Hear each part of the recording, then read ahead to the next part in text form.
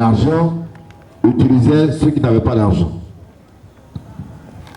La deuxième chose, c'est ceux qui arrivaient pour chercher du travail, mais en même temps qu'ils cherchaient du travail, ils ont commencé à participer à des situations ou bien à des clans philosophiques à l'époque de Paul qui, eux, enseignaient qu'après la mort, l'homme ne pouvait plus espérer à une vie. Donc certains s'adonnaient plus facilement à cette philosophie. Et lorsque les gens avaient commencé par croire en Jésus-Christ, le problème s'était posé pour ceux-là, pour ces derniers.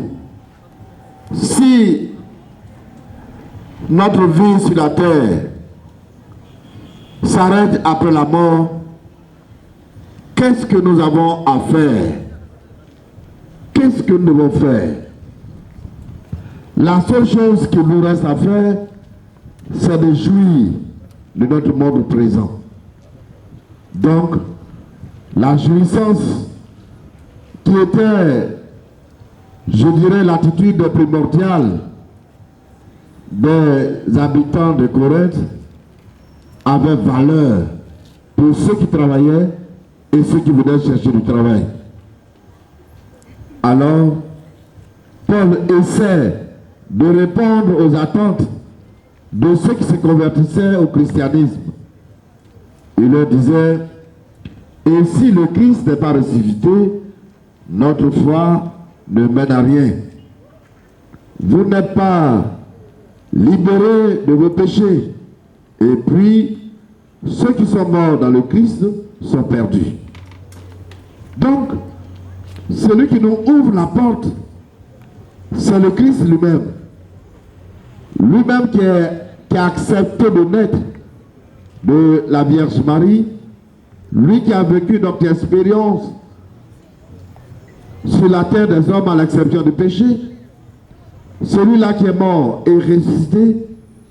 Si nous ne croyons pas en lui, tout ce que nous allons faire sur la terre, tout ce que nous allons réaliser sur la terre ne sera uniquement pour la terre. Mais si nous croyons au Christ, si nous appartenons au Christ, tout ce que nous allons faire sur la terre aura un sens, parce que c'est Dieu lui-même qui donne le sens de notre réalité et c'est lui qui donne le sens de notre vie. Si nous avons mis notre espoir dans le Christ, pour cette vie seulement, nous sommes les plus à prendre de tous les hommes. Et c'est ce que je venais de dire. Si simplement la vie de la terre qui nous intéresse, vraiment, nous n'aurons encore rien fait. Mais non, le Christ est ressuscité d'entre les morts pour être parmi les morts le premier ressuscité. Donc mes frères et sœurs, notre frère que nous pleurons aujourd'hui a essayé de comprendre cette parole de Dieu que vous-même vous nous avez proposée pour cette méditation et pour cette veillée. Si vous l'avez proposé pour cette veillée, c'est que vous-même vous croyez que la mort de notre frère est un passage vers le Père. Mort, c'est passage pour la vie. La vie qu'on a cherchée, nous la retrouvons après la mort. Dans l'évangile de Saint Luc, il est important et impérieux de comprendre le Christ lorsqu'il s'adresse à nous en s'adressant à ses contemporains, qui eux aussi s'interrogent sur le problème de la mort. Alors, il va leur donner comme un moyen simple pour dire que si nous voulons participer à la vie, il faudrait que tous les jours, nous puissions être prêts à accueillir la mort. C'est tous les jours, non pas qu'il faut penser tous les jours à la mort, pour dire quand j'ai fini de manger, ça veut dire que je vais mourir demain. Non, il faut travailler dans le sens de la vie. Il faut travailler dans le sens de la vie. C'est pourquoi il donne l'exemple en me disant que chacun de nous est appelé à rester en tenue de service. C'est comme nous sommes des ouvriers. Et un ouvrier doit être en tenue de service pour servir. Et Dieu nous a tous envoyés en mission. Et la mission de Dieu, c'est de réaliser son projet d'amour sur la terre des hommes. C'est ça. Il faut que chacun de nous apprenne à aimer. À aimer. Il y a certains parmi nous qui pensent que lorsqu'on parle de pardon, lorsqu'on parle de la réconciliation, lorsqu'on parle de la paix, lorsqu'on parle de la joie, on parle de l'amour, oh, il dit comme ça, bon, c'est idéal, c'est l'idéal de la vie. On peut parler de la réconciliation, on peut parler de la paix, on peut parler de tout cela. Mais vraiment, on n'arrivera jamais. On n'arrivera jamais. Et certains pensent qu'on n'arrivera jamais. Parce qu'eux-mêmes, ils pensent qu'ils ne sont pas capables d'aimer. Ils ne sont pas capables de pardonner. Et ils ne sont même pas capables de faire un pas en avant sur ce que Dieu leur a donné de son amour et de sa paix. Donc ils se regardent eux-mêmes. Alors, Dieu nous dit, je vous ai envoyé en mission. Donc restez toujours en tenue de service. Vous ne savez pas le jour où vous allez retourner chez moi. Il peut arriver que vous retenez aujourd'hui, demain ou après-demain. Et il donne l'exemple d'un voleur. Lorsque le voleur vient, il vient surprendre. Il ne dit pas, demain à 10h je serai chez toi. Mais le voleur vient nous surprendre. Et comme la mort, chaque fois nous surprend. Même quand bien nous pensons que ça ne va pas très bien dans notre corps, mais nous ne pensons pas que demain nous allons mourir. Nous pensons que les médicaments que nous allons prendre vont nous soulager pour continuer à faire le travail que nous avons à faire. Mais malheureusement, il arrive que pour nous, c'est la fin. N'oubliez pas aussi qu'on peut mourir par accident. Il y a des gens qui n'arrivent pas à se réveiller le lendemain matin. Donc la mort est toujours à notre porte.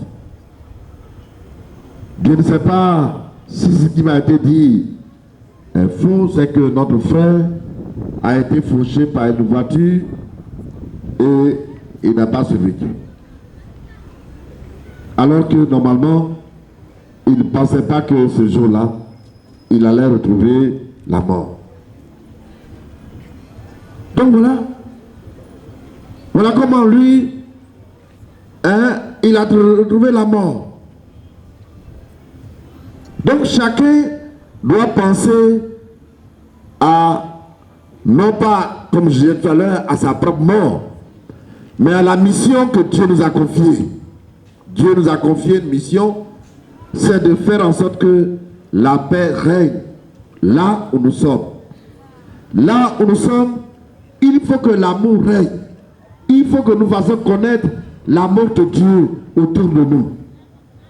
Si entre nous, il n'y a pas d'entente, nous avons le premier devoir d'annoncer et d'enseigner le pardon et la réconciliation. De sorte que si un jour la mort nous arrive, nous arriverons devant Dieu déjà prêts. Si je pense que demain je vais me réconcilier, après-demain, et si c'est aujourd'hui la mort, qu'est-ce que je vais en faire? Qu'est-ce que je vais en faire? Qu'est-ce que je vais en faire? Ce sera difficile pour moi.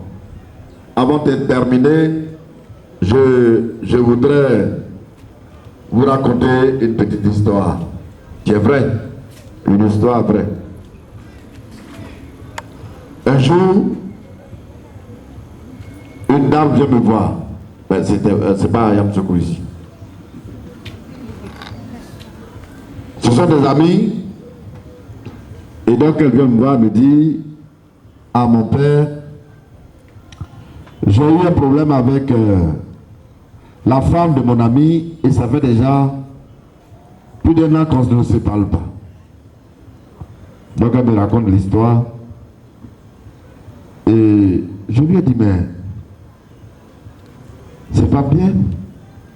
Si vous ne lui parlez pas, c'est pas bon.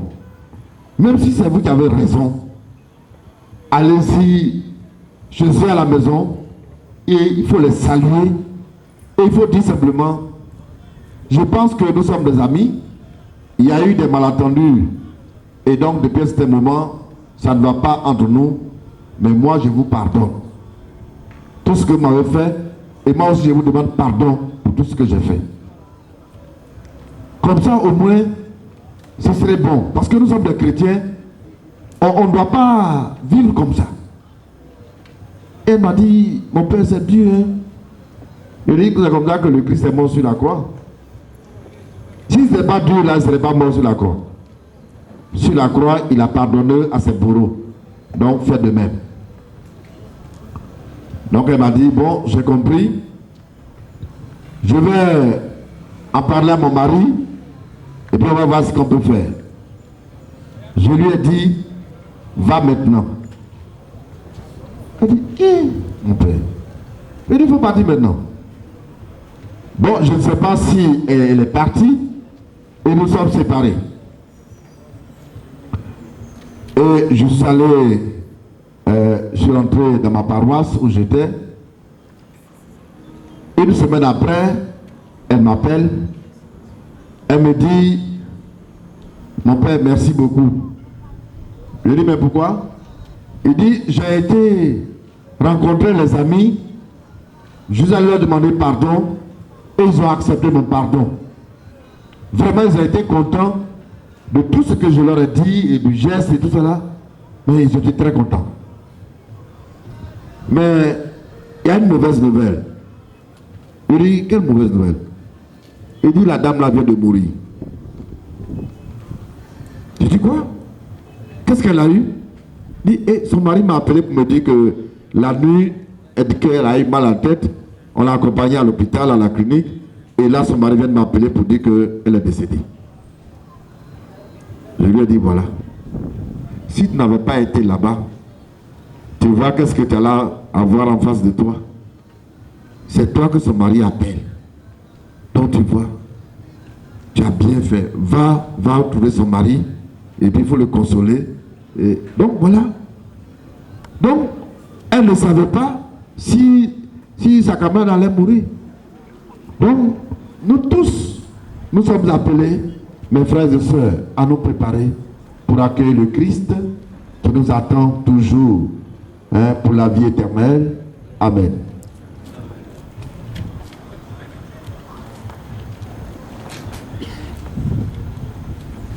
Confiance, Dieu le Père Tout-Puissant qui a ressuscité des morts son Fils unique Jésus-Christ, que notre prière se fasse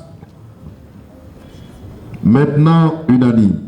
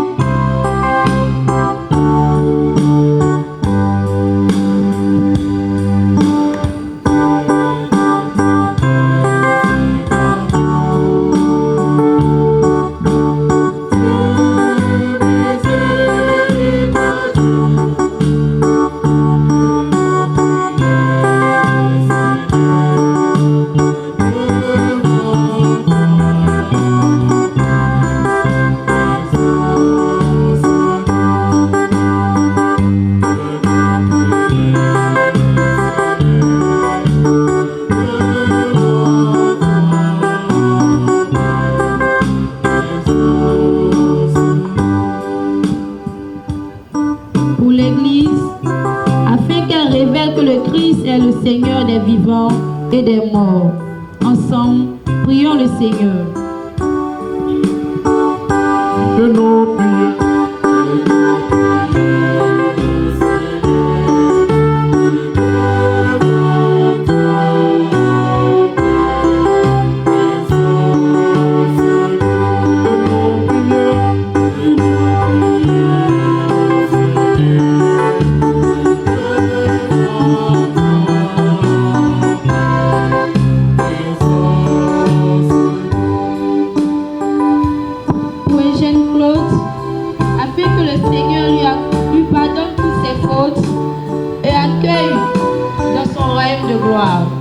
Ensemble, prions le Seigneur. nos prières.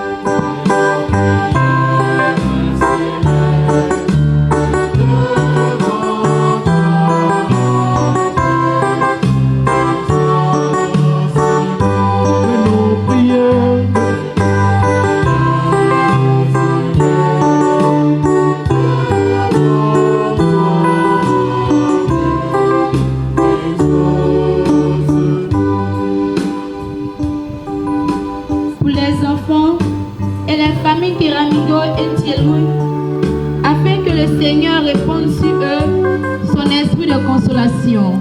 Ensemble, prions le Seigneur.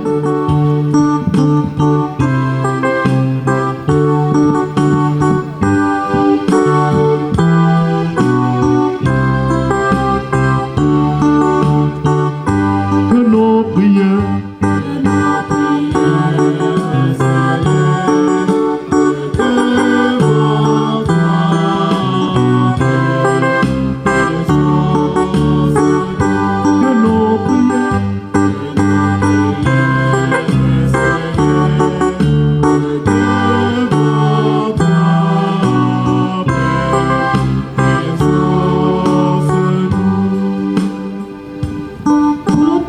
rassemblés afin que notre vie sur cette terre devienne plus fraternelle, plus juste et que nous puissions vivre dans la paix et dans l'amour. Ensemble, prions le Seigneur.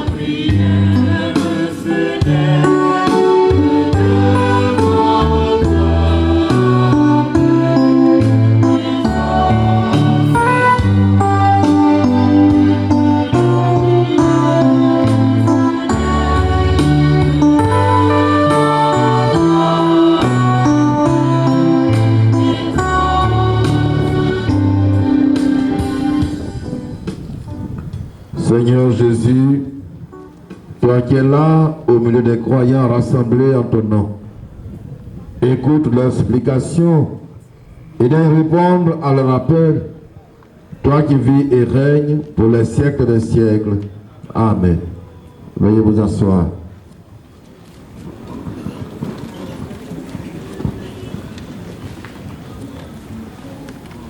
Vous pouvez faire votre offrande pour demander la messe. Et c'est maintenant. Soyez généreux et que Dieu vous le rende au centuple.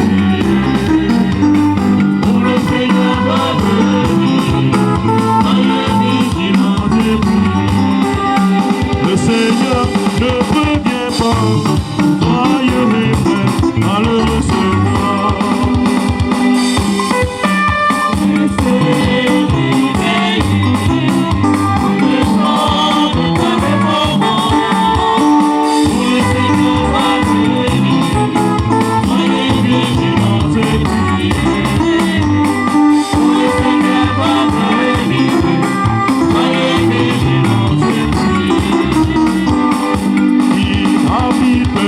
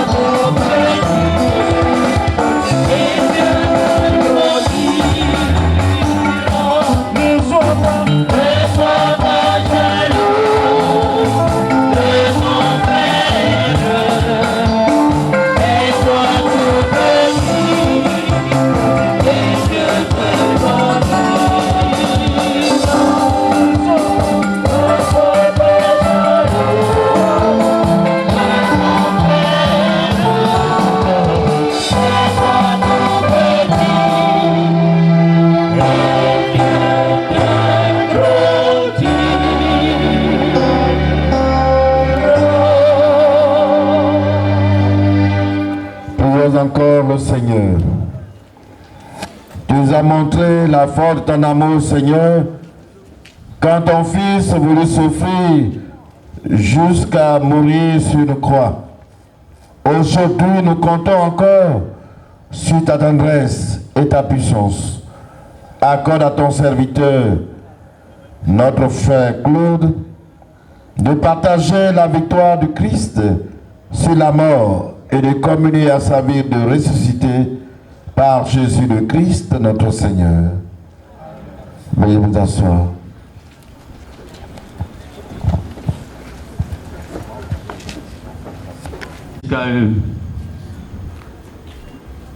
Au nom des familles Keramigo,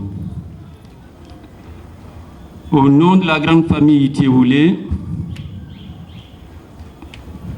au nom de tous les professeurs, tous les amis, tous les étudiants ici présents, en votre nom, je voudrais dire merci au père curé, l'abbé Conan, curé de la cathédrale Saint-Augustin.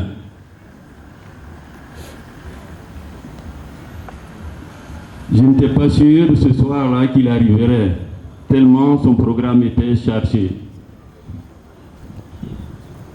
Une désordination ce matin, puis la messe anticipée de dimanche. Mais je suis agréablement surpris, il me l'a dit, lorsque je donne ma parole, je viens. Père curé, merci. Merci beaucoup. Avec lui, le Père, mon célébrant, le Père Jean-Claude Conan, merci Père, merci pour vos prières qui vont accompagner notre frère, notre ami, notre mari, notre cousin, simplement Claude, merci pour ces prières que vous allez lui adresser, vous allez continuer de faire à travers cette offrande-là et que tout à l'heure nous allons vous remettre. Merci mon Père.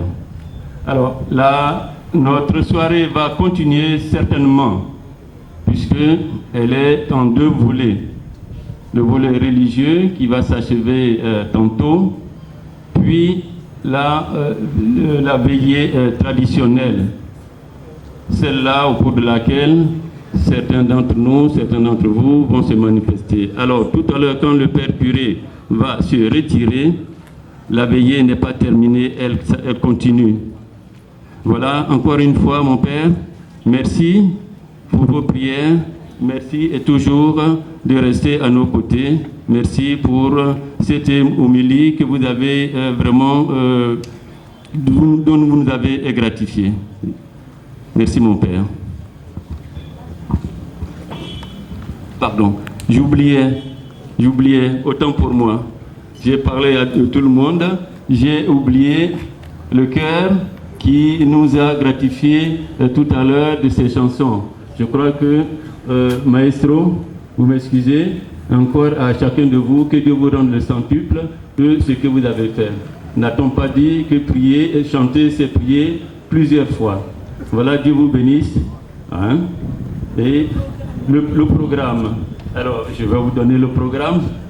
Pour ceux qui vont se retirer, demain dimanche à 10h, 10h30, il y aura une messe pour repos de l'âme pour notre frère Claude à la basilique Notre-Dame à 10h30.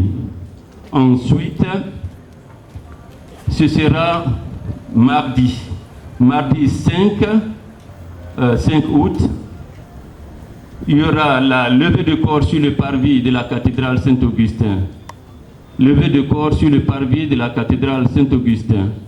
Tous ceux qui voudront bien dire un dernier hommage à Claude, n'est-ce pas, si vous voulez prier pour lui, doivent se rendre directement à la cathédrale Saint-Augustin et non à Ivosep. Ce sera à 9h, suivi bien entendu de la messe de Requiem. Ensuite, comme il est de coutume, à 11h, après la messe, nous allons nous rendre au cimetière de Pangbassou, pour un dernier adieu à Claude. Voilà le programme qui est. Je vous remercie encore une fois et merci mon père. Veuillez vous mettre debout, s'il vous plaît. Le Seigneur soit avec vous et que Dieu Tout-Puissant vous bénisse et vous garde, le Père, le Fils et le Saint-Esprit. Allez et demeurez dans la paix du Seigneur. Yako à tout le monde.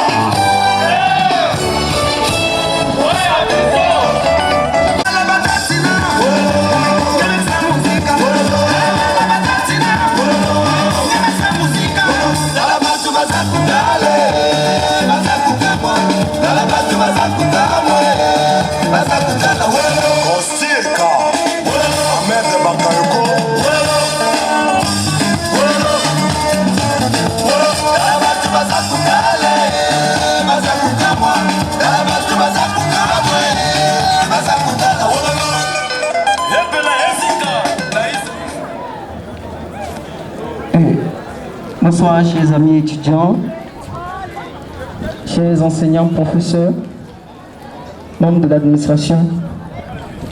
Nous demandons à tout le monde de s'asseoir. La cérémonie n'est pas finie, on continue la veillée traditionnelle. Aujourd'hui, Iskaou marque une page noire de son histoire. Il était de coutume que nous nous réunissions dans des occasions encore plus en jour. Mais aujourd'hui, c'est une tristesse qui nous amène ici. Avec la veille religieuse étant terminée, nous allons continuer avec la veille traditionnelle.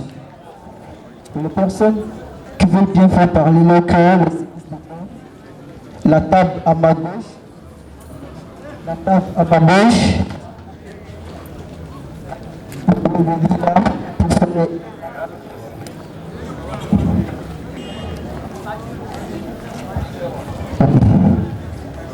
accusez-nous pour les désagréments. Et comme je disais, la table étant dressée à ma gauche, les personnes qui sont disposées à faire des dons, nous vous attendons sur cette table pour faire des dons. Le temps est imparti. Il y a le directeur des enseignements qui va venir à ce pupitre. Dans la journée du mardi, où il nous a interrogés, nous étudiants d'ISCAE à H4. Pour les étudiants qui ont composé avec moi à H4, nous avons tous vu M. Eugène Côte ce jour-là, à H4. Il nous a quittés aux environs de 14 h, venu ici à ISCAE pour une séance de mise en place pour les étudiants qui devaient passer ici. Comme on le dit, lorsqu'il y a le spectre de la mort, ça se sent. Mais personne ne peut dire, monsieur, asseyez-vous là, sinon si vous partez comme ça, la mort va vous arriver. Sinon, nous allons lui dire de rester à H4, de ne pas venir ici. Monsieur Côte, ce jour-là, il était avec nous. Étudiant de la gestion commerciale 2B, étudiant de RIT 2A, 2B. Il s'est promené pour poser, tirer un mot à tous ses étudiants. Monsieur Claude a échangé avec nous tous ce jour-là. Si nous savions qu'il nous disait au revoir, on allait lui dire, monsieur, c'est bon, asseyez-vous. Nous ne savions pas que c'était un au revoir que monsieur Claude nous disait. J'ai un ami qui me disait, monsieur Claude, vous me dites,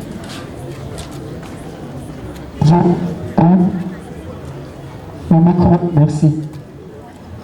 Monsieur Claude lui disait à cet ami, toi Miss, on a fini le BTS, on a fini 9 mois.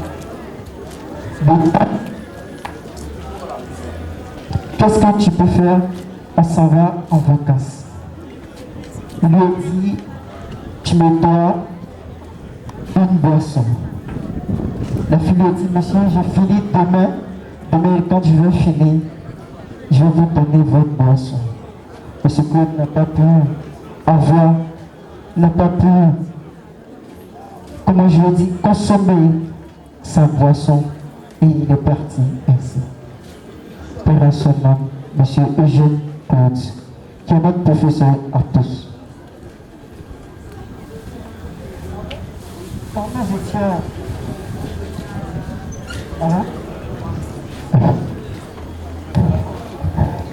nous étions en train de tirer le programme des obsèques de M. Claude lorsqu'il y a une administrateur qui m'a dit, Hervé, l'encre que nous allons prendre pour tirer les affiches de M. Claude, c'est lui-même qui l'a rempli. Il a dit qu'il allait travailler avec l'encre le lendemain. Malheureusement, il n'a pas été là pour utiliser l'encre. Aujourd'hui, nous utilisons les mêmes encres pour tirer son programme. L'on propose, Dieu dispose. Tous les voisins disent que nous avons tous aperçu M. Claude ce jour-là, en partance pour la mort. Je ne serai pas long, je ne vais pas monopoliser la parole. Nous attendons la première partie des témoignages